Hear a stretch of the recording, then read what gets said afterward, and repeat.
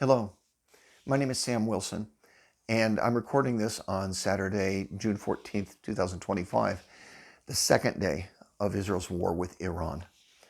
We're all seeing the pictures, the video of planes and rockets and missiles and explosions and fires and destruction and death.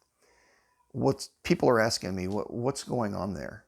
And it really goes back to 1979 when there was a revolution in Iran and a new group took power. These were the radical Islamic ayatollahs, the radical Islamic leaders of a particularly virulent sect of Islam.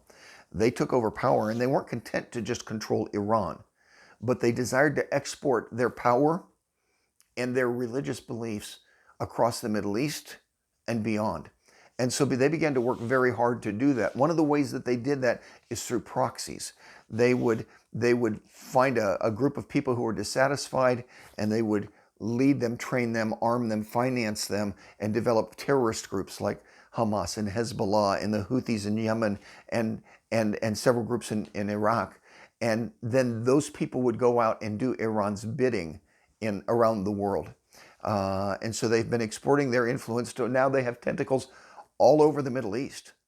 Okay, but worst of all, they've been trying to develop nuclear weapons. If they have nukes, then nobody would be willing to stand up against them because they could nuke you. And so they've been working diligently for a long time to get nukes with the help of nice people like Russia and North Korea. All along, Israel has been pointing at them and saying, look, world, are you seeing what's going on here? These guys, these terrorists are trying to get nuclear weapons. Are you going to let this happen? We've got to do something about this. And the world has made strongly worded statements and wrung their hands and worried and done nothing of consequence for over 20 years. And Israel has been saying, if you guys don't do it, we're going to have to do it. But it's a real stretch for Israel to do this. Iran's 1,000 miles away. And these nuclear sites are dispersed around the country. Many of them are in bunkers way deep underground, surrounded by surface-to-air missiles, guarded by army units. This is not an easy task. And Israel's like, look, we're a little country. They're 9 times our size. We need help to do this, but nobody's willing to help. And we've grown closer and closer and closer to the day when they would acquire nuclear weapons until now they're that close to having nuclear weapons. A terrorist state having nukes and being able to hold the entire world hostage. That is not okay. And so Israel yesterday attacked Iran with the goal. This isn't just another exchange of fire that they've had a couple of times. This is war. This is war. Israel is either going to break Iran's nuclear power and probably their military power in the process, or wear out trying. Okay, this is a big deal.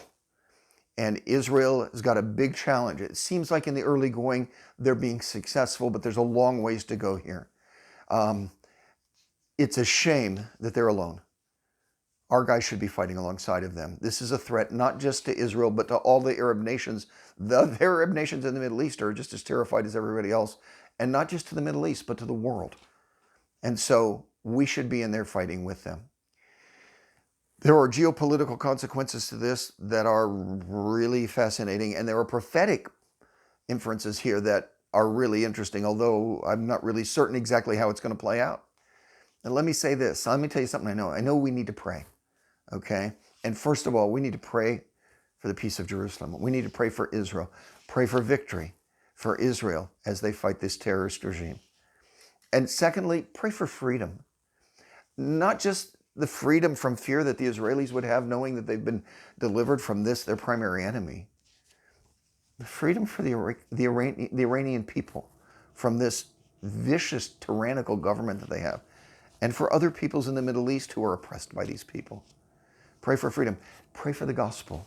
This could lead to greater openings for the gospel around the Middle East and other parts of the world. And let me close with this. Would you go to your Jewish neighbor? If we're praying for the freedom of the gospel in the Middle East, would you go to your neighbor and love them and say to them, we love you, we stand with Israel, we stand with our Jewish neighbors, and speak words of love and truth to them?